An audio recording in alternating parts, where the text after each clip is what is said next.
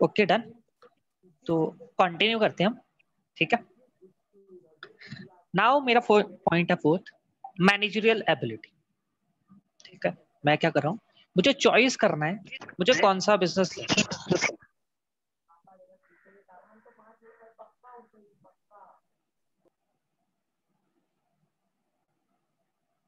ठीक है, I am choosing कि कौन सा बिजनेस मैं करना चाहता हूँ। ठीक है, उसके लिए कौन कौन से ऐसे फैक्टर्स हैं जो मेरे इस डिसीजन लेने में, ठीक है, मैटर कर रहे हैं। तो फोर्थ पॉइंट पढ़ रहे हैं हम, मैनेजरियल एबिलिटी। ठीक है, सोल प्रोप्राइटरशिप है। ठीक है, सोल प्रोप्राइटरशिप के केस में, ठीक है, neither can be expert in all function area of business NOR the size of business permit कर रहा है हायर प्रोफेशनल। आपको डिसीजन लेना है, क्या जो मैं बिजनेस चला रहा हूं, इस बिजनेस चलाने के लिए मुझे कोई मैनेजरियल मतलब एक्सपर्टाइज नीड है या नहीं। जो एक मैनेजर हो जो उसको चलाए, क्या चाहिए या नहीं चाहिए। अब एक सोल प्रोप्राइटर है, ठीक है, जिसका काम बहुत छोटा सा है। ठीक, इज इट ओके कि वो बिजनेसमैन, ठीक है, कि वो एक्सपर्ट नहीं हो सकता खुद हर एक चीज में, हर एक इंसान एक चीज में तो नहीं है ना एक्सपर्ट, बट साथ में क्या कह रहे हैं कि उस पर्सन को नीड भी नहीं है।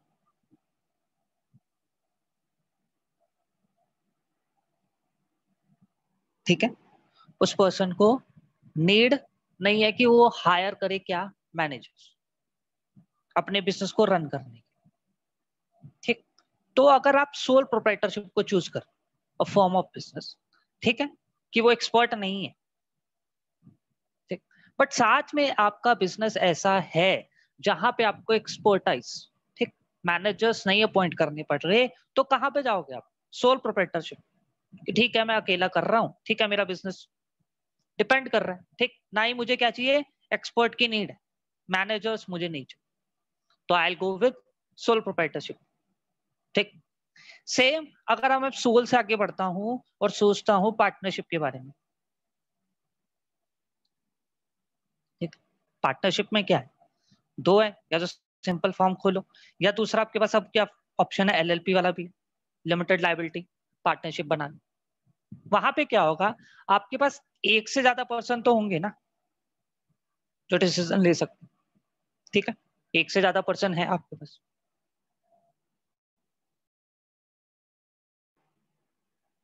ठीक है, बट देखो एक से ज्यादा डिसीजन ले रहे हैं, ठीक है, तो उसमें क्या है, सम टाइम कंफ्लिक्ट भी हो सकता है। क्यों, सबका ओपिनियन एक जैसा तो नहीं है। काम बांट दिया आपने, ठीक है, पार्टनरशिप फर्म है, ठीक, लगा लो दो पार्टनर है मेरे सिर्फ, ठीक, आपने एक को दिया प्रोडक्शन के रिलेटेड और एक आपकी मार्केटिंग को देख रहा है। ठीक, एक आपका प्रोडक्शन देख रहा है, एक आपका मार्केटिंग को देख रहा है। डिवीजन ऑफ वर्क हो गया। ठीक, अगर आप सोल प्रोप्राइटरशिप से तो आप अकेला देख रहे थे सब कुछ, now I am a partnership. ठीक है, तो मैंने अपना डिवाइड कर दिया। ठीक, अब डिवीजन हो चुका है वर्क का, सम टाइम क्या हो सकता है, दोनों में कन्वे होना तो जरूरी है ना, या नहीं। बिकॉज अगर एक प्रोडक्शन वाला एक्सेस प्रोडक्शन कर देगा और मार्केटिंग वाला सेल आउट नहीं कर पाया, या मार्केटिंग वाले पे क्या है, सेल बहुत ज्यादा है और जो प्रोडक्शन वाला है वो नहीं करता।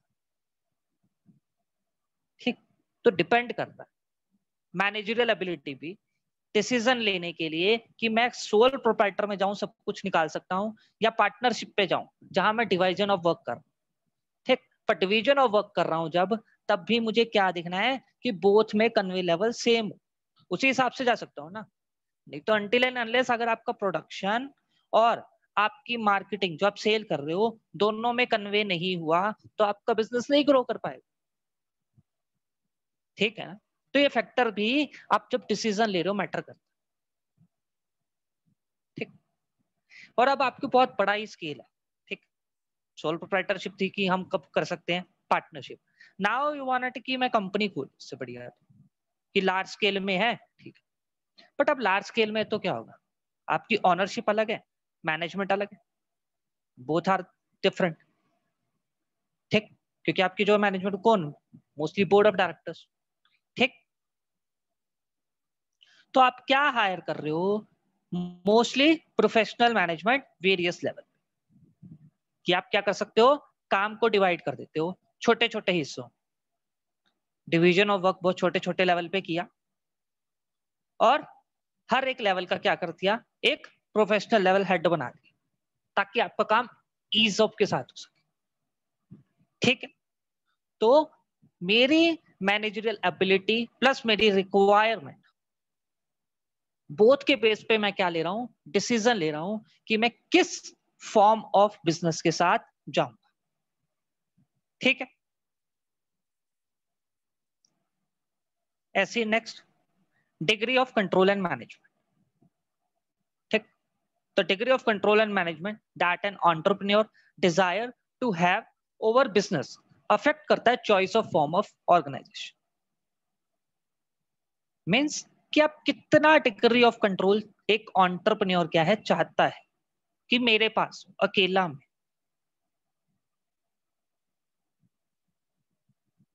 ठीक। अगर एक बिजनेस है, ठीक, इस पे मैं चाह रहा हूं कि मेरा सिर्फ अकेले का हक और किसी का नहीं, सिर्फ मैं अकेला राजा इस बिजनेस का, मैं नहीं किसी और पे, भाई कुछ भी हो सकते हैं इश्यूज, रीजन, व्हाटएवर, ठीक। तो सोल प्रोप्राइटरशिप और ऑफिस बेस्ट है, जहां पे क्या कह रहे हैं, सिंगल पर्सन के पास पूरा कंट्रोल है इस बिजनेस का, जो भी की डिसीजन होगा या कुछ भी होगा मैं अकेला लूं, ठीक है।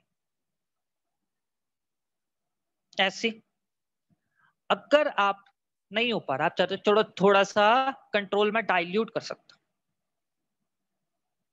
नहीं चाहिए मुझे 100%, तो क्या किया आप, प्रोप्राइटरशिप से कौन से फॉर्म पे जा रहे हो, पार्टनरशिप पे,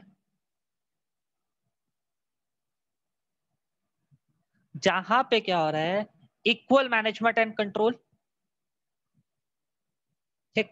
अगर आपकी जो फर्म है वो रेशो इक्वल मानती, अगर लाइक 3 पार्टनर है तो 1/3 1/3 और 1/3 इक्वल आपने डिवाइड किया, या ऑल्सो में very,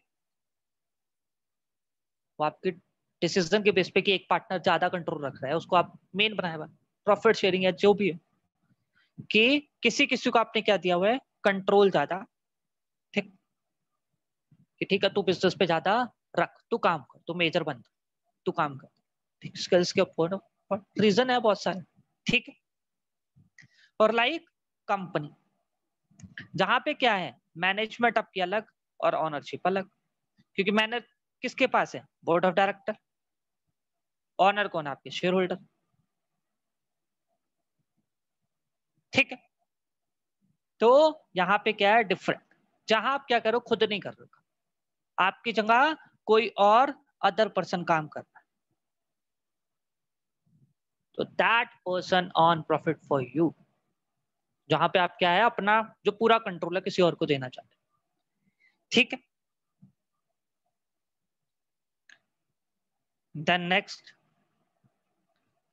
degree of risk and liability, जो साइज है रिस्क एंड विलिंगनेस है of owner to bear it, एक इंपॉर्टेंट कंसिडरेशन है in the selection of a form of business organisation. जो अमाउंट ऑफ रिस्क इन्वॉल्व है वो depend क्या करता है, जो साइज है रिस्क और जो विलिंगनेस है कि एक ऑनर बियर कर सकता है उस रिस्क, वो एक इंपॉर्टेंट कंसिडरेशन है जब मैं एक फॉर्म ऑफ बिजनेस को सिलेक्ट कर, जो अमाउंट ऑफ रिस्क इन्वॉल्व है वो डिपेंड क्या करता है, ठीक। अगर मैं अकेला रिस्क ले सकता हूं, ठीक है ना, कई जगह क्या है रिस्क डिपेंड कर रहा है कितना है आपकी एबिलिटी, छोटा रिस्क है कि चलो आज मैं एक न्यू बिजनेस चला रहा हूं, उसमें मैंने 1 लाख से 5 लाख रुपए इन्वेस्ट किए, हाईएस्ट रिस्क कितना है, सिर्फ खत्म हुए तो सिर्फ 5 लाख का रिस्क ना, इससे ज्यादा रिस्क तो ही नहीं, लॉस होगा इस 5 लाख का लॉस होगा कि मुझे वापस कुछ नहीं मिला। ठीक, तो क्या है, अगर आप अकेले हो, आप सोल प्रोप्राइटरशिप को चाहते हो कि मैंने उसमें जाना है, तो स्मॉलर रिस्क, पूरी लाइबिलिटी आपकी, जितना रिस्क आप ले रहे हो लाइबिलिटी आपके ऊपर। ठीक, ऐसी पार्टनरशिप में क्या नुकसान है, आपकी लाइबिलिटी क्या है, अनलिमिटेड। जहां पे जितना लॉस आपका फर्म से हो गया तो हो गया, अगर वो सेटअप नहीं कर पाई तो आप क्या हो, पर्सनली लाइबल, आपको अपने पैसे भी देने पड़े भाई जो बच गया। ठीक है, तो लाइबिलिटी के अकॉर्डिंग भी आप क्या डिसीजन ले रहे हो कि मैं कौन सा फॉर्म ऑफ बिजनेस लूं, वेदर मैं सिर्फ सोल प्रोप्राइटरशिप के साथ जाऊं या मुझे पार्टनरशिप के साथ जाना चाहिए, जहां पे क्या है, ठीक है, रिस्क डिवाइड हो, पहले जो खाली सोल प्रोप्राइटर का था वो रिस्क डिवाइड हो जाएगा पार्टनर्स में, बट जो लाइबिलिटी है वो आपकी क्या है, अनलिमिटेड।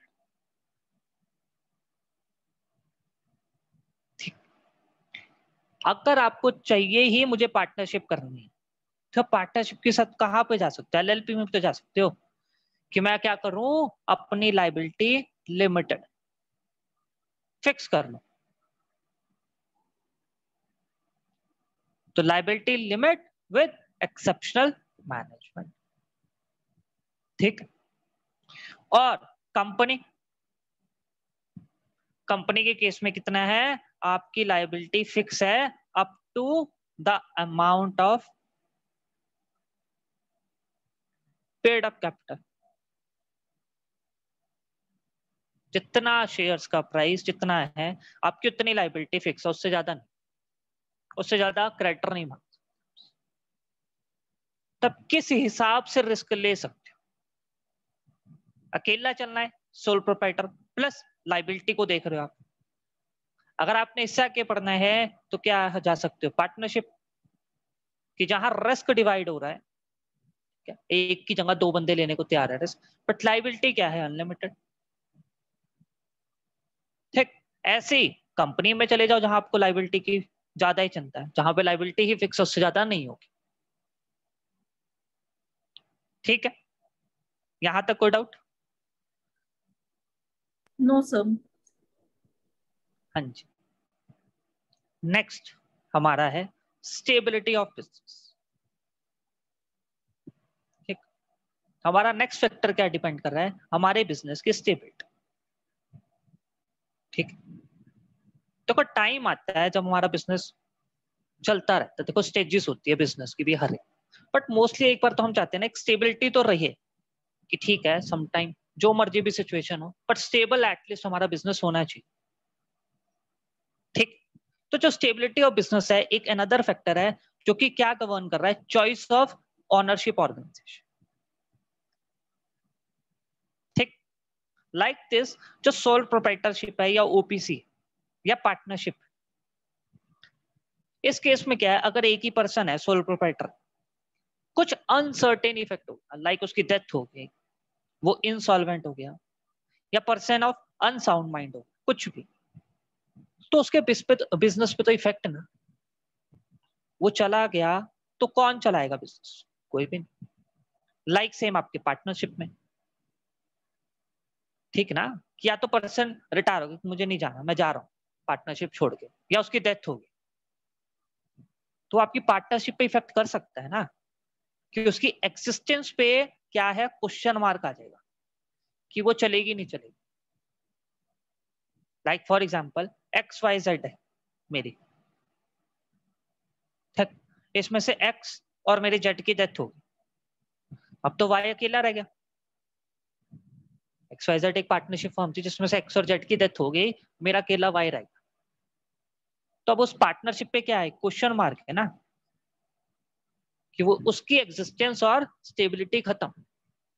तो अगर मैं स्टेबिलिटी का फैक्टर देख रहा हूं तो मैं कंपनी या एलएलपी पे जा सकता हूं, जहां पे क्या है, स्टेबल है, लाइक वो सेपरेट है और उसकी परपेचुअल सक्सेशन है, एनी शेयर होल्डर या मेंबर में कम और गो, बट कंपनी क्या है, विल गो फॉर एवर।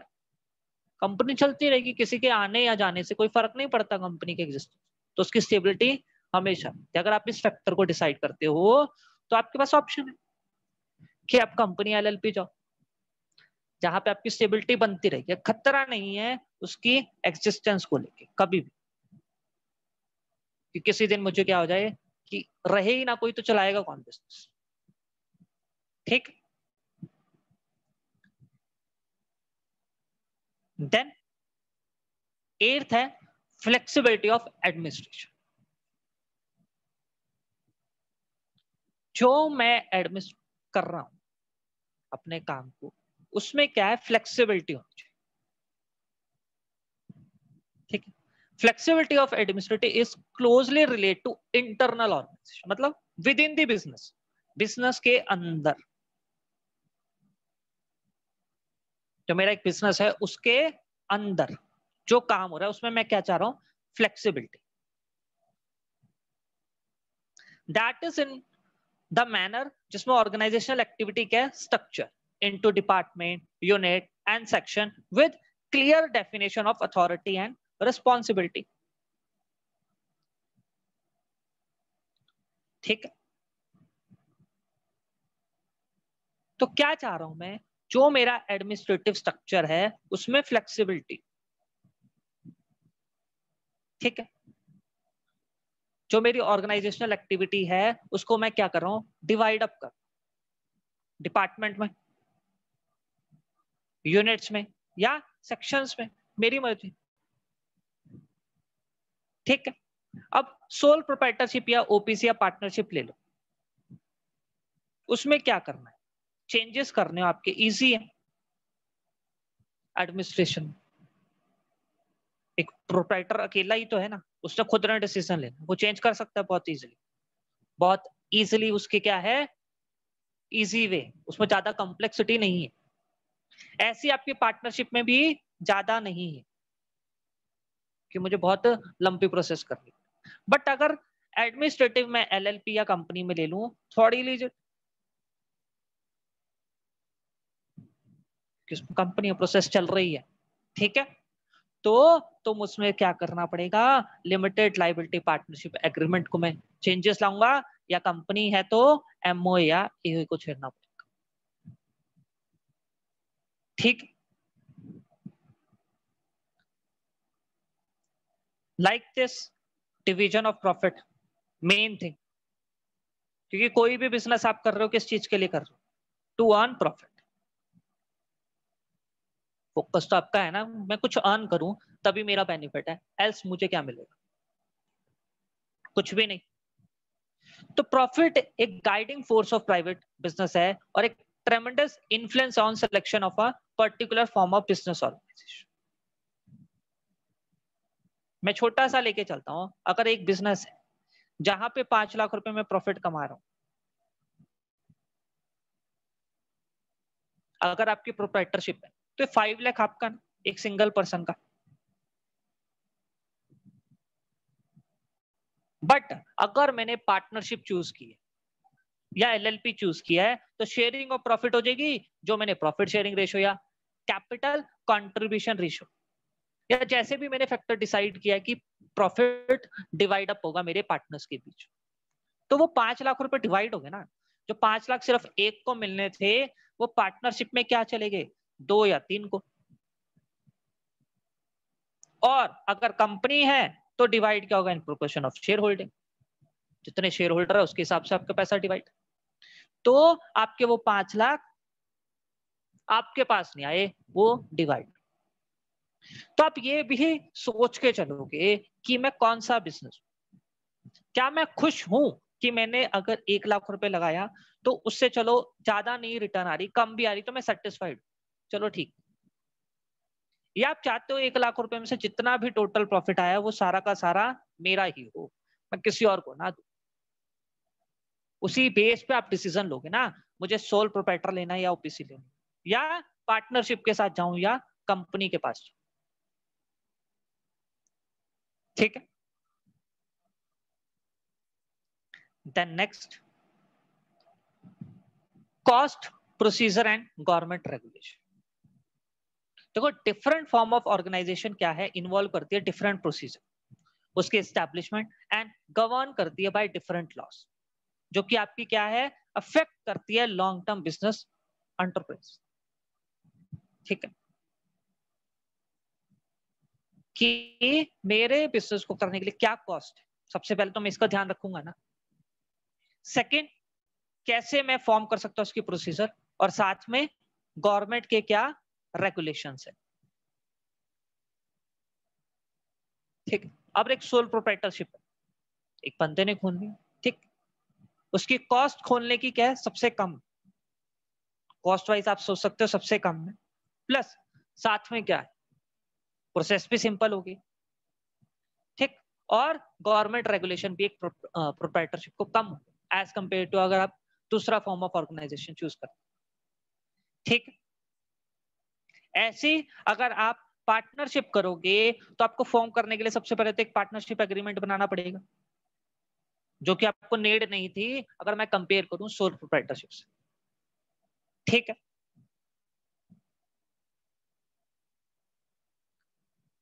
ठीक है, ये वाली तो है प्रोसीजर, इसकी भी सेम, और गवर्नमेंट के रूल्स रेगुलेशन ज्यादा है इसको भी, तो वहां पे भी।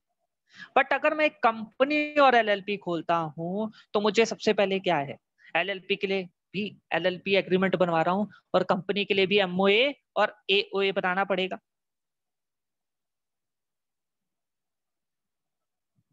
तो मेरी कॉस्ट जो कंपनी को ओपन करने की है वो ज्यादा होगी एज कंपेयर टू मैं सोल प्रोप्राइटरशिप या पार्टनरशिप से करूं, है ना। तो ये फैक्टर भी मुझे देखना है पहले कि क्या मैं जा सकता हूं या नहीं, मैं सोल प्रोप्राइटर के साथ जाऊं या कंपनी के साथ, डिपेंड क्या करेगा, cost plus procedure plus government के रेगुलेशन। ठीक है, और then last is your tax implication. Next one is your tax implication. Tax play क्या कर रहा है, एक important in smaller entities such as sole proprietor या पार्टनरशिप। टैक्स लाइबिलिटी क्या है, डिपेंड करती है on the extent of profit, the liability of owner is unlimited. ठीक ना, अगर मैं सोल प्रोप्राइटरशिप कर रहा हूं तो सोल प्रोप्राइटरशिप में देखनी पड़ेगी ना टैक्स लाइबिलिटी कितनी, टैक्सेशन का मैटर तो आप प्लान करके चलोगे ना। अगर आप कंपनी खोलते हो या फर्म खोल रहे हो उसके टैक्स रेट अलग, और सोल प्रोप्राइटरशिप कर रहे हो तो उसके रेट अलग। तो आपको फैक्टर डिसाइड करने पड़ेंगे, जब मेरे प्रॉफिट टोटल आ रहा है उस पे टैक्स की इंप्लीकेशन कैसे है। ऐसा ना आप प्रॉफिट सारा कमाओ और उसका मेजर पार्ट आप क्या है, वे ऑफ टैक्स दे रहे। तो आप प्लान करके चलोगे कि मेरी टोटल फोरकास्ट अर्निंग इतनी हो सकती है, और उस अर्निंग का कितना percentage as way of tax दे रहा हूं। अब तीनों फॉर्म में डिसाइड कर लो कि सोल प्रोप्राइटरशिप में कितना पड़ा, पार्टनरशिप में कितना पड़ा, और फॉर्म में कितना पड़ा, सॉरी कंपनी में। उसके बेस पे आप डिसीजन ले सकते हो कि मुझे किस फॉर्म ऑफ ऑर्गेनाइजेशन के साथ जाना। ठीक है, then geographical mobility, to the extent to which the product या service propose to be manufacture या made available also play a vital role in choice of business organisation. ठीक है, मतलब आपने कितना एरिया आप क्या कर रहे हो, कवर कर, ज्योग्राफिकल मोबिलिटी आपकी प्रोडक्ट और service propose to be manufacture या अवेलेबल, वो भी आपको चॉइस करने के लिए एक रीजन है कि कौन सा फॉर्म आप चूज कर। जो हम सोल प्रोप्राइटरशिप या पार्टनरशिप है उसको चूज क्या कर रहे हैं, लोकल मार्केट, सीजनल गुड या पेरिशेबल गुड, कि ठीक है हम साम सकते हैं यार पेरिशेबल, क्योंकि आपके ज्यादा दूर तो नहीं जा सकते और ना आप लॉन्ग टर्म के लिए क्या कर सकते हो, उसको होल्ड अप कर सकते हो। ठीक, क्यों जल्दी खराब होने वाली चीज। तो मेरा एक प्रोप्राइटरशिप है जो क्या कह रहा है, मुझे सिर्फ लोकल मार्केट ही तो करनी है कवर, तो मुझे कौन सा इतने बड़े लेवल पे, तब प्रेफरेबल कर रहे हो, डिपेंड कितनी ज्योग्राफी, कितना आपका मोबिलाइजेशन, कितना मुझे जाना है, कवरेज कहाँ जाना है मुझे, ठीक है। और अगर कंपनी है तो आप क्या है, नेशनल पूरे या ग्लोबल मार्केट, ठीक ना। आप कंपनी के पेज पे क्या, आपका क्या काम है कि मुझे सिर्फ इस पर्टिकुलर एरिया को कवर करना, अगर इस पर्टिकुलर एरिया को कवर करना है तो मैं कहाँ जा रहा हूँ कि ठीक है यार मैं सोल प्रोप्राइटरशिप के साथ ही जाऊँ, मुझे नहीं जाना। अब आप इस एरिया के साथ क्या करो, एक प्लस और एरिया को कर रहे हो, चलो आपसे अकेले से हो सकता है, नहीं हुआ तो आप क्या कर सकते हो, पार्टनरशिप खोल लो कि ठीक है एक एरिया को मैं हैंडल कर रहा हूँ, दूसरे एरिया को मेरा पार्टनर हैंडल कर बना लो। बट आपका टारगेट क्या है, या तो नेशन की पूरी मार्केट को होल्ड करना या ग्लोबल मार्केट में एंटर करना, तो आप चूज कर सकते हो company to form a company, ताकि क्या है आप मोर मार्केट में जाना चाहते हो तो मोर फंड भी तो चाहिए, हर फैक्टर को देखना पड़ेगा ना, एक फैक्टर के बेस पे नहीं हो सकता, ठीक। तो ज्योग्राफिकल मोबिलिटी भी मेरा एक फैक्टर है जो डिसीजन लेने में मुझे हेल्प करेगा, मुझे कौन सा फॉर्म ऑफ बिजनेस लेना। नेक्स्ट फैक्टर जो डिसाइड करना है, जो डिसीजन लेने में, वो क्या है आपका, ट्रांसफरेबिलिटी ऑफ ओनरशिप, कि मैं अगर आज ओनर हूं, मैं किसी और को ओनर बनाता हूं, तो ट्रांसफर करने का क्या process, different different business organisation. अगर मैं सोल प्रोप्राइटर या ओपीसी, तो फिर ओनरशिप विल नॉट ट्रांसफर, तो बिल्कुल ही खत्म ना, कि जिसके नाम था अकेला था, इसके नाम बिजनेस है, तो इसको तो ये बिजनेस पूरा वाइंड अप करके तब ये दूसरे को दे सकता है, इसकी एग्जिस्टेंस खत्म, क्योंकि एक अकेला बंदा। पार्टनरशिप ऑफ एलएलपी में क्या है कि आप एडमिशन कर सकते हो न्यू पार्टनर की इजीली, अगर 4 पार्टनर थे तो मैंने क्या एक नया पार्टनर किया, और लाइक कंपनी है, पब्लिक कंपनी में क्या फ्रीली ट्रांसफर कर सकते हो शेयर्स, आज आपके ए के पास थे शेयर, कल बी के पास चले गए, उससे अगले दिन सी के पास चले गए। बट अगर प्राइवेट कंपनी है तो उसमें थोड़ी क्या है रिस्ट्रिक्शंस, कि आप इजीली ट्रांसफर नहीं कर सकते, तो कुछ बातों का ध्यान रखना पड़ेगा तभी ट्रांसफर, तो उसमें थोड़ी सी रिस्ट्रिक्शंस। तो मेरा ये फैक्टर भी क्या है, डिसाइड कर रहा है कि मुझे कौन सा फॉर्म ऑफ ऑर्गेनाइजेशन लेना, ठीक है। नेक्स्ट है फिर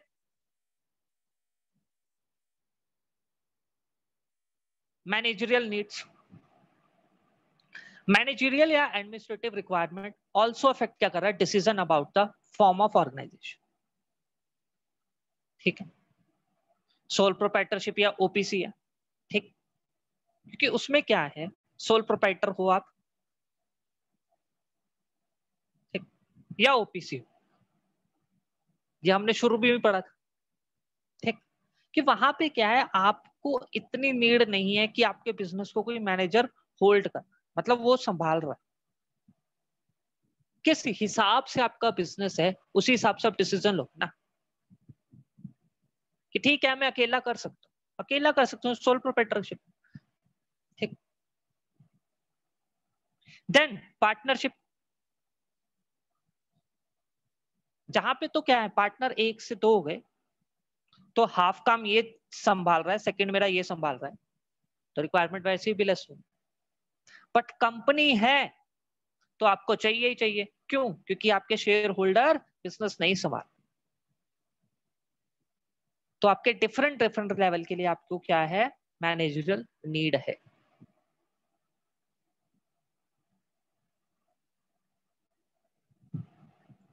देन सिक्रेसी, सिक्रेसी एक सुप्रीम इंपॉर्टेंट फैक्टर है इन चॉइस ऑफ बिजनेस ऑर्गेनाइजेशन, क्या आप क्या चाहते हो कि जो हमारे बिजनेस की टेक्निक्स या बिजनेस की जो मेन इश्यूज है, की इश्यूज जिससे आपका बिजनेस ग्रो कर रहा है, वो यूनिक आइडियाज, फिर वो बाहर ना जाए। ऐसा होता है ना, देखो एक चीज सिर्फ एक पर्सन को पता है तो वो रखिए, अगर वो ज्यादा में डिवाइड अप होती रहेगी तो ऐसे चलती है ना प्रोसेस, एक को पता लगी, फिर दो को पता लगी, दो से फिर उसने किसी एक को बताई, तो प्रोसेस चेंज चलती रहेगी। तो वो जो सिक्रेसी क्लॉज है वो खत्म हो जाए। ठीक, तो सोल प्रोप्राइटर एंड पार्टनरशिप में क्या है, ठीक, कि no need to disclose income या no need to file account to any government authority. मतलब कि पार्टनरशिप और प्रोप्राइटरशिप सिर्फ आपको पता है आपकी इनकम का वो है क्या है, और आप रिटर्न भर रहे हो आप अपना आराम से प्यार से, ठीक है, अच्छे से। तो आपके पास क्या है, लेस लोगों को पता है, तो मेंटेन रहती है secrecy. But company LLP OPC में क्या है, आपको आरओसी को डिस्क्लोज करना पड़ रहा है, और अपनी एमसीए की साइड पे आपकी मोस्टली इंफॉर्मेशन रहती है। तो पब्लिक डोमेन में आपकी सारी मोस्टली इंफॉर्मेशन, तो क्या है, एक्सेस है, और आपकी जो पॉलिसी है वो ज्यादा लोगों तक जा, तो वो डिपेंड करता है आप कितना सिक्रेसी क्लॉज मेंटेन, ठीक। और लास्ट, इंडिपेंडेंस। कंपनी क्या है, subject to strict government regulation. अगर entrepreneur want to have a freedom in business with little government interference, he has to either go for sole या पार्टनरशिप। क्योंकि company में क्या है, कंपनी में गवर्नमेंट की इंटरफेरेंस है, क्योंकि आपके पास क्या है, मोर टू मोर अथॉरिटीज है जिसके अंडर आप काम कर, तो जितनी गवर्नमेंट अथॉरिटी वर्क कर रही है तो इंटरफेरेंस तो है ही उनकी। But as a sole proprietorship है, वहां पे इंटरफेरेंस का, तो आप इस चीज को भी ध्यान में रख के चूज करते हो कि मुझे कौन सा फॉर्म ऑफ बिजनेस ऑर्गेनाइजेशन, ठीक है। और लास्ट बात ये याद जरूर करनी है कि एक मेथड मेरा आइसोलेशन में डिसाइड अप नहीं कर सकता कि मुझे किस फॉर्म ऑफ बिजनेस ऑर्गेनाइजेशन के साथ जाना, ठीक है। इन ऑल फैक्टर्स क्या है, एक दूसरे के साथ लिंक अप, ठीक। ये हो सकता है एक की इंपॉर्टेंस ज्यादा है, समटाइम आप उसको ले सकते हो, बट आप दूसरे को इग्नोर नहीं कर सकते। अगर आप इग्नोर करोगे वो आपका नुकसान, ठीक। लाइक मैं एक छोटा एग्जांपल देता हूं, लाइक आपका सीएस का एग्जाम, ठीक, आप फर्स्ट मॉड्यूल दे रहे हो, उसमें 4 पेपर्स है। आप ये तो नहीं कर सकते मैं 3 पेपर में मेहनत करूं और 85 से 90 ले आऊं, ठीक, पर सब्जेक्ट, और जो 4th है उसको छोड़ दूं, उसमें मेरे आ रहे हैं सिर्फ 25 to 30 मार्क्स। तो कैन आप सिर्फ 3 फैक्टर को देख के डिसाइड कर सकते हो आप सक्सेस हो जाओ? नहीं ना। तो इसीलिए किसी एक फैक्टर की इंपॉर्टेंस कम हो सकती है, बट आप उसको बिल्कुल भी इग्नोर नहीं कर सकते। This is a short example. अगर मैं सोचूं तो मुझे सारे फैक्टर्स पे क्या है, मैं गो थ्रू कर रहा हूं हर फैक्टर को एक बार। किसी की इंपॉर्टेंस मेरे लिए ज्यादा है, पर किसी की इंपॉर्टेंस मेरे लिए क्या है, कम। बट लिंक एक फैक्टर का दूसरे फैक्टर से है, तो मैं इन फैक्टर्स को डिसाइड अप करूंगा, क्यों, मुझे कौन सा फॉर्म ऑफ बिजनेस लेना है। डन, कोई दिक्कत यहां तक किसी को? No sir. ओके।